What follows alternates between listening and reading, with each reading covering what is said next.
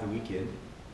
Got in Thursday night into Palermo, which is a really beautiful city, the mountains, it's right on the ocean.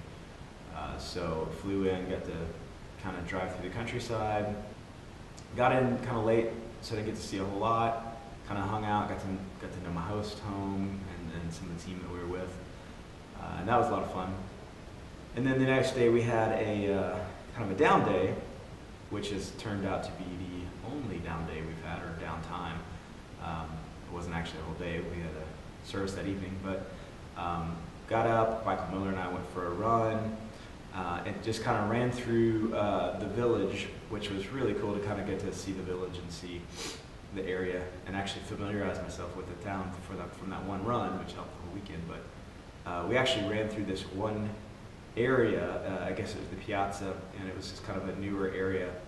And as we ran through, birds flew from both sides of both sides of us. They kind of flew up, and I was like, "Where is my GoPro when I need it?" But we continued on our run and ended up kind of going down this road that went, because St. Margarita, which is where we're at, is up on a hill. So we run down this hill, and it opens up into this incredible view of the valleys and the mountains across the way, and the vineyards. We're running by vineyards, and it was just an incredible, gorgeous sight. All right, so we're coming uphill on this run. It's a little more difficult uphill. And we're starting this conference tonight. Michael, what are you expecting to see? What do you want to do tonight? There are way more people showing up than we first had envisioned. We've got pastors from all over Italy coming. One pastor I met last night from Milan. I think they're really, really hungry, and we can expect to see a lot happen. So it's really exciting. I didn't really want to go running, but Michael pushed me, and I was glad I did. It's actually the only exercise I've gotten since I've been here. And let me tell you, I've eaten nothing but carbs since I've been in Italy. It's bread, bread, bread, and you cannot find anything else. So if you're on a low-carb, gluten-free diet, good luck. It's dang near impossible here, especially in this little bitty town. It's the bitty town. And one of the crazy things is I just kind of thought, a lot of Europeans speak English. Yeah, so almost nobody speaks English in at least this town I'm in. Maybe Sicily. Sicily's, if you look at the map, it's the soccer ball that the boot is kicking. It's a little island at the very southern tip of Italy. It's where the mafia comes from, the Godfather, all that stuff. Sicily, capisci, capisce. It's my Italian. I've learned about 5 words, but so nobody really speaks English, and it's the first time I've been in a country where I cannot communicate with hardly anyone, and I have to point to things, and it's just, I can imagine being here for an extended amount of time, and I either learn the language or go crazy because I can't communicate. Luckily, we've had some interpreters at the church. I'm able to kind of go back and forth with some people, but it's very much a language barrier.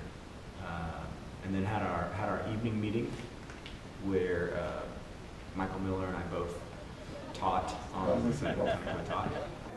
Go ahead, Ron. An example in Scripture of a literal dream. Un esempio in scrittura di un sogno literale. Is in Matthew 1:20. In Matteo 1:20. When Joseph, quando Giuseppe, has a dream where an angel visits him. Ha un sogno che un angelo lo visita. Preaching, and so that was kind of a fun, unique experience. I was kind of excited about it, really. And what it did is it gave me time to say something and then look back at my notes and figure out what I was about to say next while the interpreter interpreted. It kind of gave me some time. I think it went really well. Michael did a fantastic job. Then it has become an idol. Allora è diventato un idolo. I would say that about anything that has control of you. But what was most awesome about that night, what was best about that night, it was that we just, myself and Michael and the team, Ryan and Melanie, gave prophetic words to the body, and there was just some really crazy, awesome prophetic words that were happening.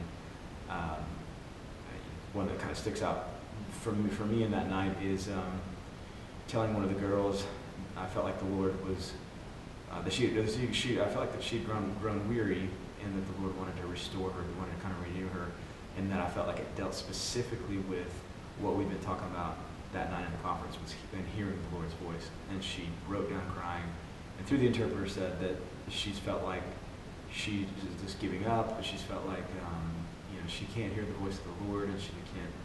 Anyway, she just felt like very purposeless in that. And so it's fun to encourage her. And so there's just a bunch of stuff that came out that night prophetically, and they were just really hungry, pulling on it. And we were out till about 2 in the morning that night. Went to another pizzeria, lots of pizza this weekend. Yeah, just kind of experienced a little bit of the authentic Italian pizzeria. Yeah, so I went to the conference for the second session, and then on the break of the second session, I went down and looked at some of the ruins, which kind of an interesting fact about St. Margarita is that in 1968 they had an earthquake that pretty much leveled the whole city. So I went through some of the ruins and climbed up on some of the buildings, and so you can see some of that video.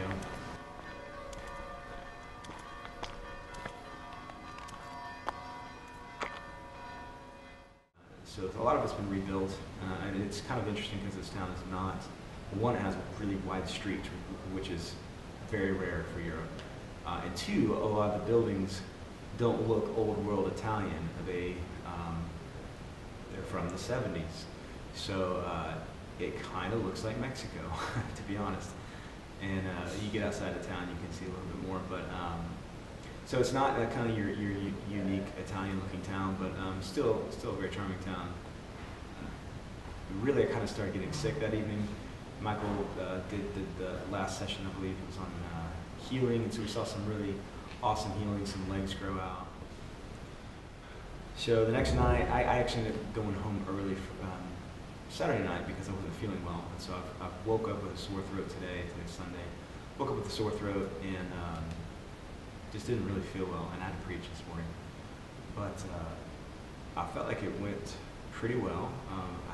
Really had a good time doing it. And so we had the Italians split up into groups, and we had them practice what we've been talking about prophetically.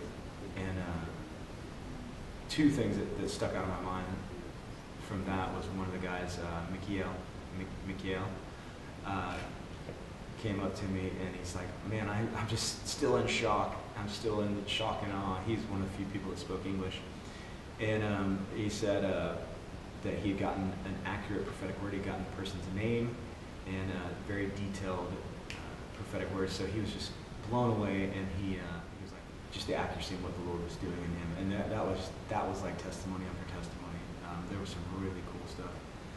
Another woman, Annalisa, came up to me and through an interpreter said that she had the gift. She had been speaking in tongues, but she really began to doubt that it was real, that it was genuine. So I just encouraged her, kind of gave her a little bit of my story, and then I said, well, let's just both speak in tongues together. And it was powerful. Like fire of God fell on her, fell on me, and after that, I did about 5 or 10 minutes of that. I stopped and I said, so is the doubt gone? She's like, yes, and just grabbed me and hugged me for about 5 minutes and wouldn't let go, and was crying. That was pretty awesome. So this church has been incredibly welcoming. They've been so warm. I just have felt so received by them and so loved by them, and they're all so just like, come back to our church, come back and see us, come back and visit us. And so it really has felt like feminine. One of the cool things is I got to actually jam out with the Italians and play guitar. That's something I've really been wanting to do here in Europe, is just worship with the locals and play with some of their teams or just lead worship or whatever. So it was really an honor and a blessing. She, the pastor and worship leader, had exactly, she actually had the same guitar that I play and the same amp that I play. So it was meant to be. But anyway, she was gracious enough to let me play her instruments, and she played the acoustic that night, because she normally led from the electric. So So I'm going to leave you with some of the worship from tonight, the last night of the conference. And I'll see you guys in Austria and Hungary. Ciao.